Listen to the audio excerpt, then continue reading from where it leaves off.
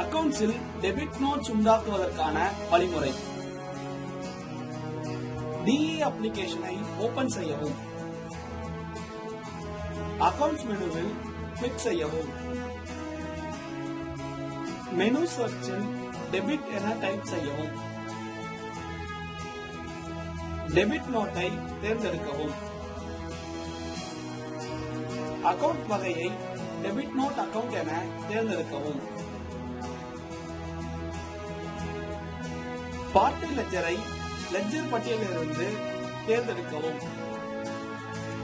செலுத்திய அமௌண்டை பதிவு செய்யவும்.